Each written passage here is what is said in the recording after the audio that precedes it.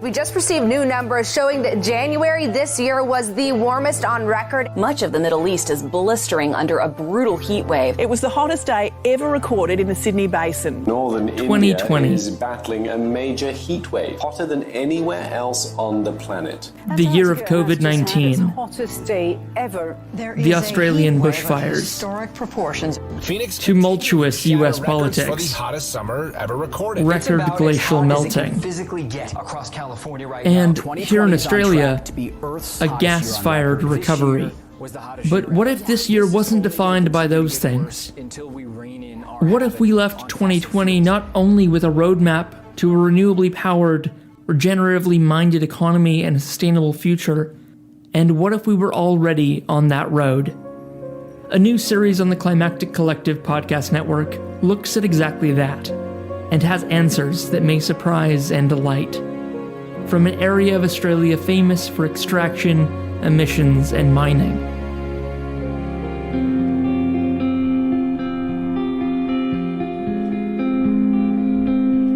Our whole kind of reason for being is to show that climate action is mainstream, that the community are hungry for it, that the focus shouldn't be on individual action. That's important, like we all want to do the right thing, but I think people get very disheartened when they're not seeing leadership from our government. And if they took leadership, they would be so supported, and that's why we're there. We're there to build a constituency to show that it is mainstream, and they would be so supported by taking action. G'day and welcome to the Clean State WA podcast. My name's Anthony James, host of the Regeneration podcast, on board with you here for this special series dedicated to our home state of Western Australia. What if we had a plan at this time of great disruption to create hundreds of thousands of jobs in energy, agriculture, building, transport, tourism and the care economy? A plan that would house and employ everyone, for us all to play a role in building back better from the coronavirus, averting climate catastrophe and transitioning to a regenerative, fair and prosperous Western Australia. The newly launched Clean State Jobs Plan has brought together industry and other partners from across the state and is directly contributing to the government's COVID-19 recovery agenda. For the urgent transitions we need are underway, and there is no shortage of work to be done. So here on the Clean State podcast, we speak with the West Australians going about achieving the plan, the thousands of jobs being created to get the work done, the success being achieved, and the enormous opportunities that await. What you've just heard is the beginning of episode 1 of the Clean State podcast. Mark here again from Climactic HQ in Melbourne. I've got to tell you, I'm thrilled to be bringing you a full episode of the Clean State podcast today. Before starting Climactic, I was already a big fan of podcasts, and of great podcasters. Figures like Roman Mars, Ira Glass, the Kitchen Sisters, Helen Zaltzman, and right up there on that list is Anthony James. I didn't find Anthony's work on The Regeneration, and before that, on Rescope Radio, before starting Climactic. But I'm so glad that I did, as it showed me where the bar was set, and I'm still to this day inspired by Anthony's craft, passion, and skill. So I'm really elated that this series, the Clean State podcast, is on the Climactic Collective, and I'm able to shortly play you an episode in full. Please listen on to the end to hear about the other great episodes already available in the series, and find a link to the show on climactic.com.au in the show notes, so you can subscribe in your podcast app of choice and not miss out on future episodes.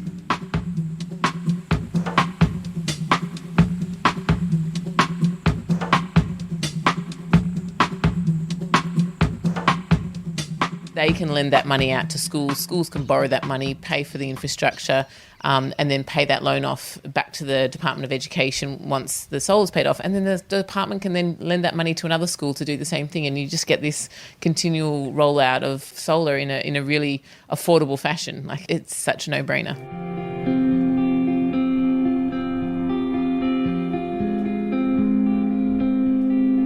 G'day and welcome to the Clean State WA podcast. My name's Anthony James from the Regeneration podcast, on board with you here for this special series dedicated to our home state of Western Australia and the newly released Clean State Jobs Plan. How can we build back better from the coronavirus, avert climate catastrophe, and transition to a regenerative, fair and prosperous Western Australia? I speak here with the West Australians getting it done, the thousands of jobs being created, the success being achieved, and the enormous opportunities that await. The voice you heard at the top was Dr Vanessa Rauland, who you might recognise from the recent ABC TV series Fight for Planet A. Vanessa's the co-founder with Alexander Karan of a social enterprise called ClimateClever. The team at ClimateClever has nearly doubled in recent months, even during COVID-19, working with a rapidly growing number of schools, their communities, and now businesses to help them reduce emissions, save money, and upskill the next generation around regenerative living. Vanessa's long dedicated her days to addressing climate change and increasing awareness about the vast benefits of sustainability.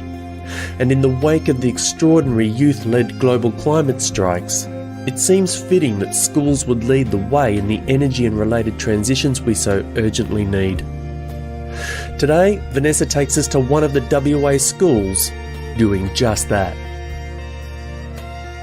Vanessa, we are in Fremantle, which is your home first and foremost. So let's start there. What do you love about this part of WA? Well, when I say it's my second home, because I'm originally from Melbourne, but I moved here around 10 years ago, and Fremantle is 100% my home now. It's beautiful. It's sunny every day, which is not really a Fremantle thing, that's a Perth thing. I love the beaches in Freo. I love feeling close to the ocean, I guess. I love the vibe of Fremantle. I feel a few years ago I was actually considering moving away to another suburb, and again, not having family here, all my family's back over east, I sort of pictured walking around some streets of suburbs where I didn't know, and I'm like, that's one of the things I love about Fremantle. It's like, it's such a community, and you can walk past and be like, oh, hi Bob the butcher, and hi, you just sort of know everyone. It's a community. Brilliant. And we're here now at one of the schools in Freo. Can you tell us where we are and why we're here? So we're sitting at John Curtin College of the Arts up on the hill in Fremantle. They have been one of our pilot schools from day dot. So they participated in our very first pilot, which was the Low Carbon Schools pilot program, which we ran in 2016, 2017. They were one of 15 schools, and they've stayed with us, and they've done some great things over the years. And in fact, I was so impressed with one of the teachers who was leading it over the years that I ended up asking her to join our board. So she sits on our board, Peter Scorer. To place you for some people, they may have seen you on Craig Rucastle's show on ABC TV, Fight for Planet A. It might be worth telling the listeners who didn't see it, or reminding those who did, the school you were shown working with, the achievements they pulled off. Yeah. They were quite something. You just run through a few. It was quite remarkable. It was Oatlands Public School in Sydney. I think it's in Parramatta. So it was in a sort of slightly lower socioeconomic area. It was a very small school, very hot sort of heat island type suburb, and they managed to achieve a 30% reduction on their utility bills over a 4-month period. So they had done an amazing switch off campaign. They'd gone around the whole school. I'm just looking actually over at some chilled water fountains, and a lot of schools have these that's sitting right in the middle of the sun, all through summer. So being able to turn off things like that, they made sure that their air conditioners were set to the right temperature. The kids were actually really driving it as well. They were the ones making sure everything was being enforced. They found some pesky little bar fridges around the school, which they turned off as well, and consolidated the other bigger fridges, which they didn't need over the school holidays. And they saved, so 30%, that equated to $5,000 savings for them, which doesn't sound like much maybe for a lot of people, but for a small school, that could be their whole library budget for the year, or it can fund all sorts of things. And it's just the beginning, really. It's just the beginning, yeah. And that was behaviour change, so nothing. Yes. They didn't pay a cent for any upgrades, or it was infrastructure or anything. That's what stood out. There's this great metaphor which I actually hadn't heard before: the vampire load. Yeah. Standby power, and the fact that, delamping, like you could just cut half the lights out, just straight away. It's such a great illustration of what you can do, just bang. Yeah, well, one of our high schools in our pilot program noticed that the outdoor security lights were quite close together, and when they looked at the regulations around how far they should be spaced, they realised they could delamp every second outdoor security light, because why do schools need to be lit up like Fort Knox? Why do a lot of places need to be? That's true. Yeah. So and the outdoor security lights, I think for a lot of schools is something that they forget about because they're not there at night, but those lights are actually on longer than the internal lights. Yeah. And this behaviour change, or even energy literacy we could call it, it's a significant part of what happens, right? Well, yeah, that's one of the benefits, I guess, of our app, is it shows really clearly what the carbon footprint's made up of, at least from the 4 areas that we target, which is electricity, gas, water and waste. And so many schools focus on waste, and it is important to target. It's such a tangible thing you can do with kids, so it's great. But when you look at the numbers and the graphs, like for a lot of schools, it's over 80% of their carbon footprint is from electricity. So it just shows that's the elephant in the room that really needs to be targeted and addressed. And that's where the majority of their financial savings will come from as well. It's interesting when you're talking about waste. I mean, that's waste. Yeah, that's waste as well. Waste is Whichever way you electricity. look at it. Yeah. And I guess that integrated focus is ultimately what we are after. Yeah. At all fronts, including the water, as you say. And absolutely. That you're developing a consciousness more broadly. And that's what you found develop out of these. Yeah. And I mean, and this is a fantastic thing about going into schools and teaching them young about how to be more resource efficient. They'll take that knowledge throughout life with them.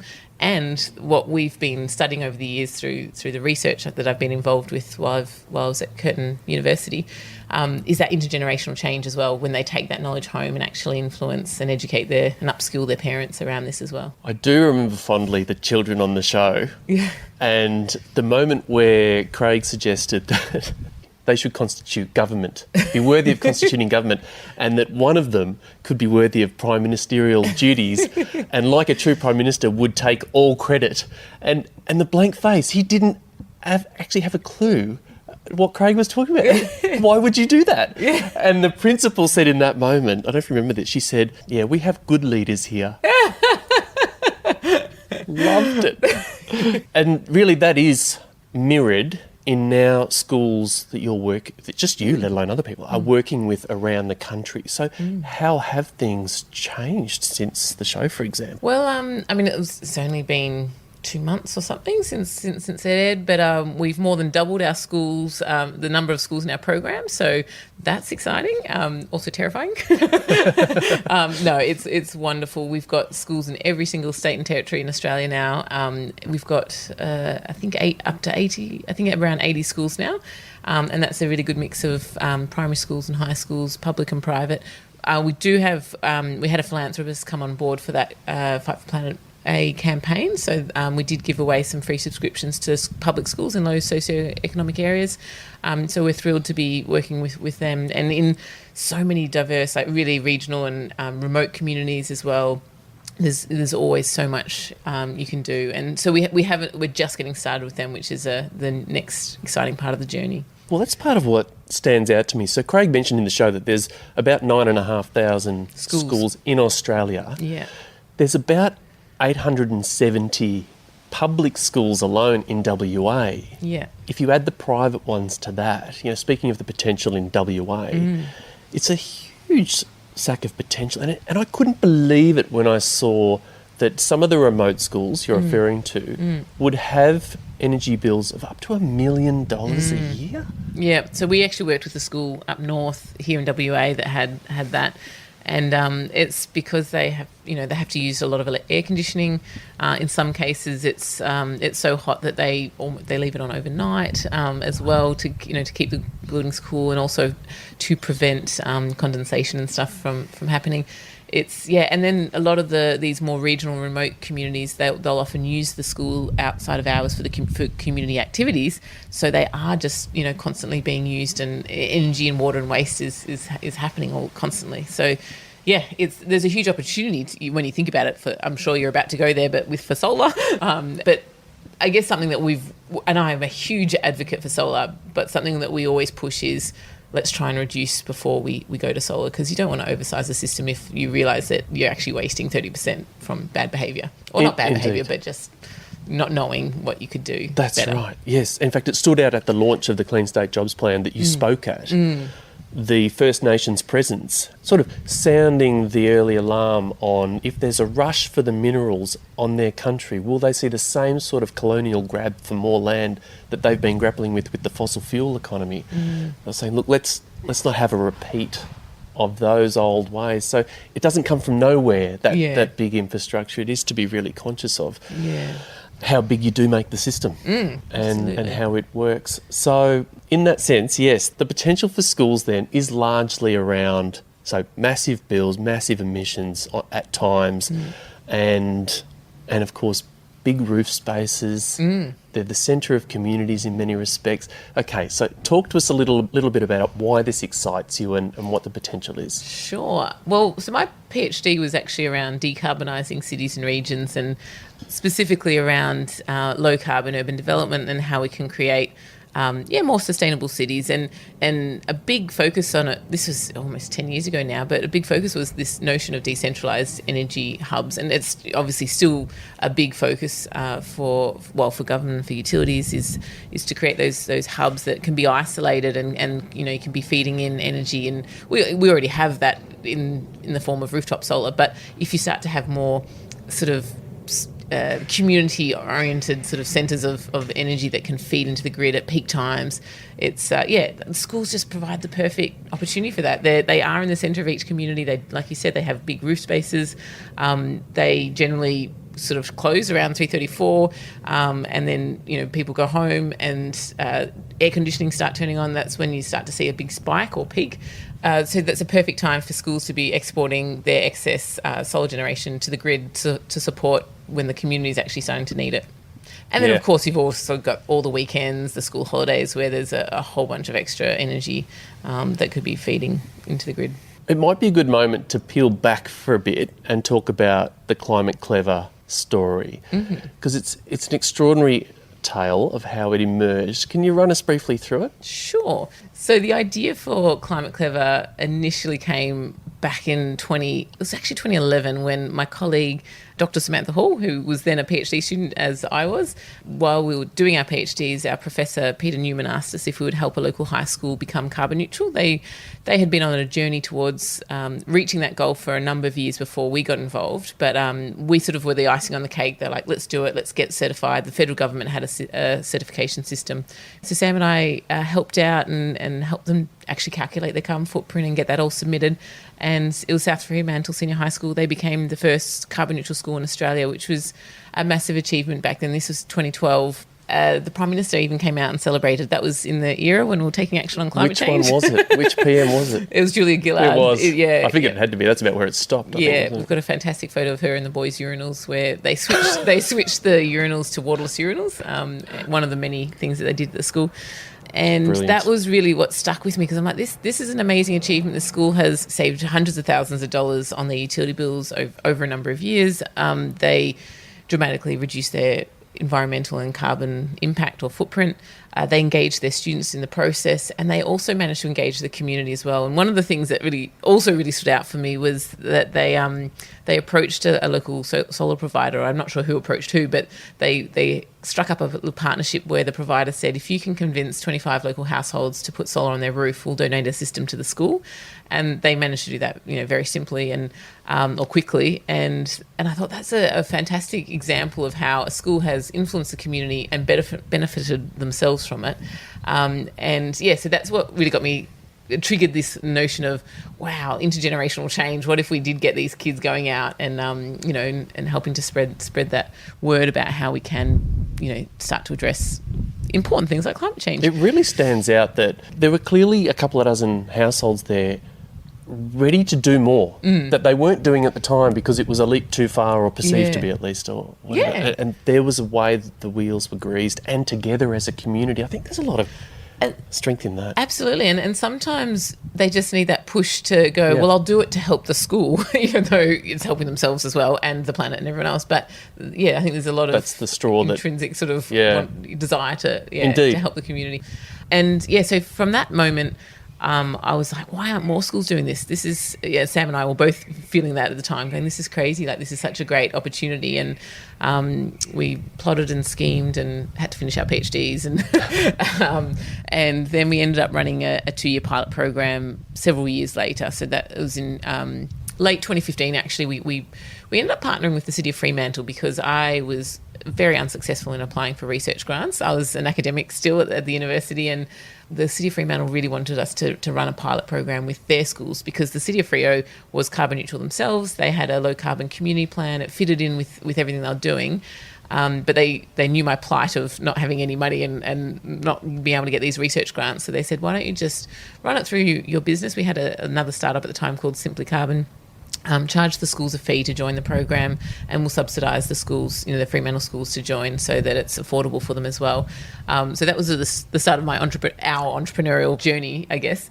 And I love that. I love to hear how, I guess, raw it was. Yeah. That you weren't au fait with this to start with. Oh, no. You just jumped in and learned on the go. Yeah, absolutely. Yeah. And the council was fantastic. We ended up saying, do you mind if we expand it beyond the City of Fremantle? And they were more than happy for us to do that. They helped us get a couple more councils on board.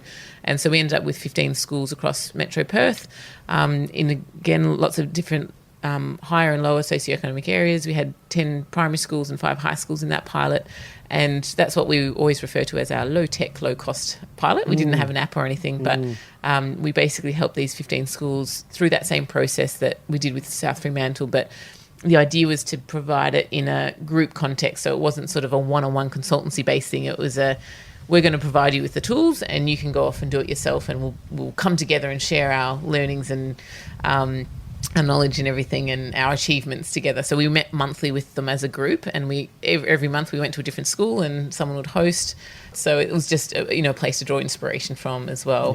Yeah, so it was a fantastic opportunity. And then at the end of that pilot, end of 2017, we had a whole bunch of schools approaching us asking to join the program. And at that stage we were like, we cannot scale this startup with Excel spreadsheets anymore and Google Docs. So that's when we did win a grant and launched ClimateClever in 2018 with the first version of the app, which has evolved immensely since then. Fascinating.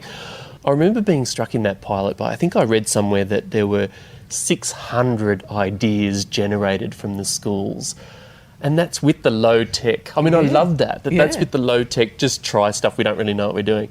And the ideas were pouring out, and largely youth-led too, as you've said already. So that's an extraordinary thing. Yeah, and the other big important stat in there is that 70% of those actions were no-cost actions as well. So I think it just goes to show just how much we can do with very little outlay or no outlay. Yeah. So the bigger picture for WA and what Clean State's calling the Bright Sparks Solar Schools program, it's a vision to at least equip our public schools in WA in this fashion. To have this sort of scheme rolled out across the state, like to imagine it across all schools in WA. And it's also true to say that it can be a sort of a rolling fund, that the savings can be reinvested. It can be a net, no financial outlay. They're not even saying that, they're saying it's going to make money. I mean, that's the thing, and it will. Like, that's what is frustrating about it, is that yes, there is going to be initial financial outlay, but they're going to save so much more money. When I say they, the government will save so much more money if they do invest that. It's not insignificant, but that amount up front, and that's exactly what we're talking about with Clean State is they can lend that money out to schools. Schools can borrow that money, pay for the infrastructure, and then pay that loan off back to the Department of Education once the solar's paid off. And then the department can then lend that money to another school to do the same thing. And you just get this continual rollout of solar in a really affordable fashion. Like it's such a no-brainer. Together with what Chantal was saying in episode 1 actually about the circularity of this, actually making sure the end of life, the 20, 25 years or so of the panels, the end of life is actually factored in, and those industries are coming along at the same time, and in the regions for that matter, certainly in a Collie, for example, potentially, but elsewhere too.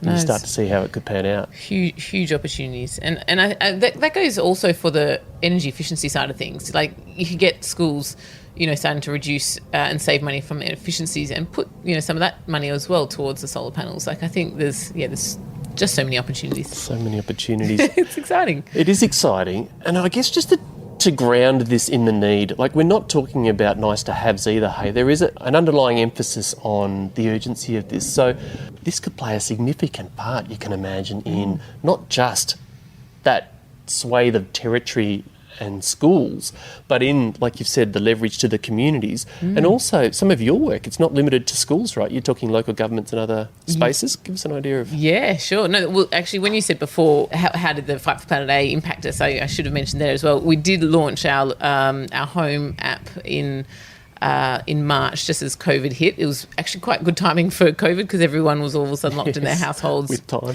Some of them anyway. I mean, it's terrible, but, fortunate time to be able to help people to reduce their home utility bills because their bills were going up spiking, compared to, same time last year. Yeah, but that was a long time coming because, as I said right from the start, the motivation was around this notion of can we influence intergenerational change? And now we have a tool that can measure it as well. So the idea always was to be able to get the schools that are participating in the ClimateClever program to be able to use the home app, and then we can link all that data back to the school, and so the school can start to measure this is actually the impact we've had in the community. We've helped our community reduce their carbon footprint by 20%. Or whatever it is, but also to be able to see how many households might have put solar on the roof, because you can track all the actions through the app as well, what people are doing. But yes, we've had a huge spike in household users, and then we launched a local government partnership program early this year as well, and that's been fantastic. We're seeing so many councils across Australia declaring a climate emergency and not knowing what next step to take. A lot of them focus on the operations first, which is good, and then they start to look at the community and go, well, how do we, where do we even start with the community? So this is a fantastic platform for them to, we give them the data back so they can start to measure what impact they're having on the community's having in terms of carbon reduction. Yeah. So your invitation then is to almost anybody to have a look at what you're doing and jump on board in some fashion? Absolutely. So the other exciting thing is we're about to release a business version as well. That was sort of the final piece of the puzzle for us. So we've got the schools, homes and businesses. So generally targeting sort of smaller businesses, but again in the community. So that really is the whole community that you've sort of got covered in terms of educate them around what a carbon footprint means and what their impact is and how they can actually reduce it. So, it's an invitation to everyone to understand what impact you're having and how we can all make a difference. And an invitation to, because you're working to help other people step up into these sorts of opportunities, startup opportunities, social enterprise opportunities, job opportunities, work opportunities. There's so much to be done. It's a recurrent theme through all this, of course. You're helping other people and other women step up to be able to take advantage of the opportunities and help us with these transitions. So you're not just asking people to come to you, you're trying to help other people step into these spaces too. Give us a sense of how that's happening for you. Well, through my role at WASEC, which is a Western Australian Social Enterprise Council, we're certainly trying to grow this sector to help, I guess, educate the public around the benefit of social enterprises. And I genuinely think in the future, consumers will actually look and choose businesses that have that public benefit or that environmental benefit that's above and beyond a standard business just doing, business as usual. And there's so many examples of wonderful businesses that are doing that. And one very common one that comes to mind is Who Gives a Crap toilet paper. They donate 50% of their profit to building toilets and things in third world countries. But that sort of, philosophy around I'm doing business, but I'm doing business to make a positive impact on the world. That's certainly what we're doing. So we give 10% of our profit away to help disadvantaged communities. But we also have a side app called Bill Buddy. This stemmed out of a pitch I gave at Impact Seeds pitch night. And Justine Collier from Rise Network, that's a not-for-profit community service organisation. She was one of the judges on the panel that night, and she saw the applicability of our school app for homes, but particularly for low-income households and those experiencing financial stress. So we ended up partnering together. She got a whole bunch of her not-for-profit other community organisations together, and we won a significant Lottery West grant last year to develop up a specific version of our app that will be free for low-income households connected to these social service organisations. And that, all these sorts of things, I think people want to support. Like it's a good thing, I just feel like it's a no-brainer, and really excited to be able to sit on WASEC, board to be able to help grow this sector. We're talking to the government. We're trying to talk about maybe getting a certification scheme to say, what is a social enterprise? So to ensure there's no social washing, how do you say greenwashing? Yeah, that's right. You have to be a legitimate business, but to really recognise this sector. So I think that's what we're trying to encourage, is everyone to do better. Beautiful. To close, Vanessa, how would you articulate your vision? What do you see for WA? Oh, I see very big, bright things. Yeah, we have a huge opportunity here. We've got one of the most abundant renewable energy opportunities. We also have so many opportunities for manufacturing, for, as you mentioned before, recycling of different waste products as well, and even creating the batteries. And the Clean State Jobs Plan just highlights so many of those opportunities. I think we have an amazing opportunity on our doorstep. It's just going to be the political will to make it happen. That's awesome. Thanks, Vanessa. It's been terrific to speak with you. Thanks for meeting me here. Thank you so much, Anthony. That was Dr Vanessa Rauland, co-founder and CEO of ClimateClever, on location at John Curtin College of the Arts in her hometown of Fremantle. For more on Vanessa, ClimateClever, Clean State WA, and how you can support the Jobs Plan or get involved with climate initiatives and other action in your community, see the links in the show notes. And of course, to hear the rest of this series, subscribe to the Clean State podcast on your favourite app or head to the Clean State website. The music you're hearing is by Selfless Orchestra, an emergence of WA musicians inspired by issues of social and environmental justice. My name's Anthony James. Thanks for listening.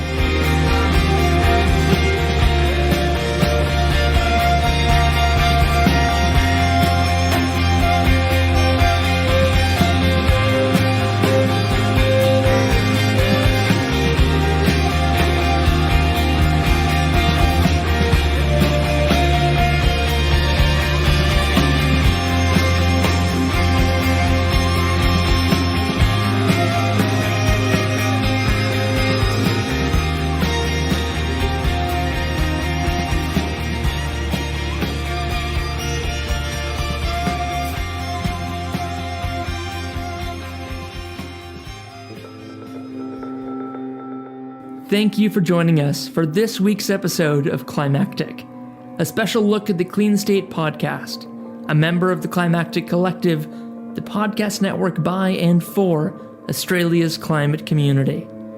Get a link to the show or find it from climactic.com.au. Just click on the Clean State show art. Thanks to Anthony James, Luke Sweet, and the whole Clean State team. Thanks to Vanessa Rauland for reaching out to Climactic months ago. We finally had you on the feed. Thanks again to Selfless Orchestra for the use of their music on the Clean State podcast, and to Tom Day for the use of his in many Climactic projects, including this episode. Stay safe and take care of each other in these climactic times.